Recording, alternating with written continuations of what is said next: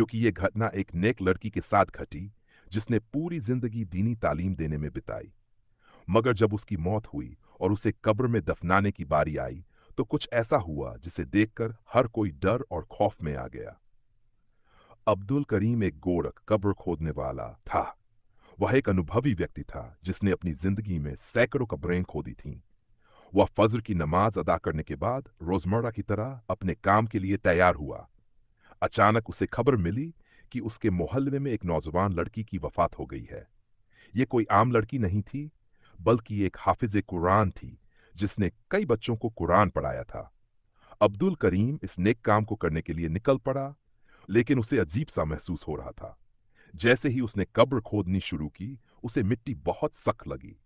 वह सोचने लगा कि शायद ये जमीन पत्थरीली है, इसलिए उसने दूसरी जगह कब्र खोदनी शुरू की, मगर वहां भी वही हाल था। अचानक एक ऐसा खौफनाक मंजर सामने आया जिसे देखकर अब्दुल करीम के पैरों तले जमीन खिसक गई। खौफनाक मंजर। जैसे ही उसने मिट्टी हटाई, वहां से एक काला भयानक दो मुंह वाला सांप निकला जो फन फैलाकर खड़ा हो गया। अब्दुल करीम डर के मारे पीछे हट गया। इतने में वहां लोगों का जनाजा भी आ गया। जब लोगों ने यह मंजर देखा तो हर कोई हैरान रह गया। लोग ये देखकर परेशान थे कि यह लड़की तो बहुत नेक थी, 5 वक्त की नमाज पढ़ती थी, बच्चों को कुरान की तालीम देती थी, फिर उसकी कब्र से सांप और बिच्छू क्यों निकल रहे थे? क्या उसने कोई गुनाह किया था जिसकी वजह से अल्लाह ताला ने उसे इस अजाब में मुब्तला कर दिया था? कई लोगों ने कहा कि शायद जमीन खराब हो, इसलिए दूसरी जगह कब्र खोदी जाए। लेकिन जब दूसरी जगह कब्र खोदी गई तो वहां भी वही मंजर सामने आया। अब हर कोई डर चुका था। कोई भी इस लड़की की मैयत को दफनाने के लिए तैयार नहीं था। मौलाना साहब की तलाश। लोगों ने सोचा कि इस मसले का हल निकालने के लिए किसी आलिम दीन से मशवरा लेना चाहिए। मोहल्ले के कुछ लोग गांव के एक बुजुर्ग मौलाना साहब के पास पहुंचे जो बहुत नेक और परहेजगार इंसान थे। जब उन्हें यह मामला बताया गया तो वह भी हैरान रह गए। उन्होंने कहा कि जब तक वह अपनी आंखों से नहीं देख लेंगे तब तक कोई फैसला नहीं करेंगे। मौलाना साहब कब्रिस्तान पहुंचे और वहां का मंजर देखकर उनकी आंखों में आंसू आ गए। उन्होंने अल्लाह का नाम लिया और सोचा कि आखिर ये मामला क्या है। मौलाना साहब ने कहा कि इस लड़की की मैयत को मस्जिद ले जाया जाए और वहां इस मसले को समझने की कोशिश की जाए। हकीकत की तलाश।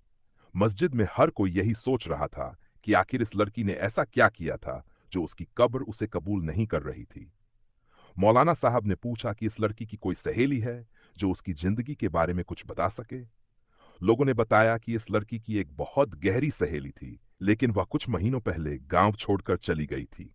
मौलाना साहब ने कहा कि उस लड़की को बुलाया जाए क्योंकि वही इस मामले की हकीकत बता सकती है। सहेली का बयान। कुछ दिनों बाद जब उसकी सहेली मस्जिद पहुंची तो वह बुरी तरह रोने लगी। उसने कहा कि मेरी दोस्त सायरा बहुत नेक और पाक थी, उसने कभी कोई गलत काम नहीं किया। मगर फिर भी जब मौलाना साहब ने उससे गहराई से पूछताछ की तो वह थोड़ा झिझकने लगी। मौलाना साहब ने उससे कहा कि तुम जो कुछ भी जानती हो सब सच सच बता दो, क्योंकि यह मामला बहुत संगीन है। सच्चाई सामने आई। उसकी सहेली ने बताया कि हाफिजा सायरा सच में बहुत नेक लड़की थी, लेकिन वह एक गलती किया करती थी। वह कभी किसी बच्चे को मारती नहीं थी, मगर जब छोटे बच्चे कुरान सही से याद नहीं कर पाते थे तो वह उन्हें हल्के से थप्पड़ मार देती थी। कई बार वह गुस्से में बच्चों को जोर से झिड़क भी देती थी। मौलाना साहब ने जब यह सुना तो वह रो पड़े। क्या तुम्हें मालूम है कि मासूम बच्चों पर हाथ उठाना कितना बड़ा गुनाह है? फिर उन्होंने हदीस बयान की जिसमें कहा गया है कि जो इंसान मासूम बच्चों के साथ सख्ती से पेश आता है वह अल्लाह की रहमत से दूर हो जाता है। अब मामला साफ हो चुका था। हाफिजा सायरा ने कोई बहुत बड़ा गुनाह नहीं किया था, मगर उसने अल्लाह की दी हुई अमानत यानी मासूम के साथ सख्ती की थी। अल्लाह ताला ने उसकी इस गलती को सख्ती से पकड़ा और उसकी कब्र को अजाब का गवाह बना दिया। मौलाना साहब ने सभी लोगों को नसीहत की कि हमें दूसरों के साथ, खास तौर पर मासूम बच्चों के साथ नरमी से पेश आना चाहिए। फिर उन्होंने दुआ अल्लाह से तौबा मांगी। इसके बाद उन्होंने कहा कि अब सायरा की दफीन की जाए। मौलाना साहब ने खुद कब्र में जाकर बिस्मिल्लाह पढ़ी और अल्लाह का जिक्र किया। फिर अचानक कब्र से सारे सांप और बिच्छू खुद ब खुद गायब हो गए। सायरा को दफना दिया गया और मौलाना साहब ने कहा कि अब उसकी मफ़रत के लिए सबको दुआ करनी चाहिए।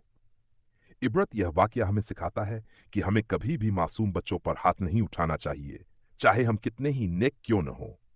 हमें हमेशा दूसरों के साथ नरमी और मोहब्बत से पेश आना चाहिए, क्योंकि अल्लाह ताला बहुत रहमदिल है, मगर वह जुल्म और सख्ती को पसंद नहीं करता। इस कहानी से हमें यह सीखने को मिलता है कि कोई भी इंसान कितना ही नेक क्यों न हो, अगर वह किसी छोटे से भी गुनाह को हल्के में लेता है, तो अल्लाह उसे उसके किए की सजा जरूर देता है। अल्लाह हम सभी को हिदायत दे कि हम हमेशा इंसानों से अच्छा व्यवहार करें और अल्लाह के बताए हुए रास्ते पर चलें। आमीन।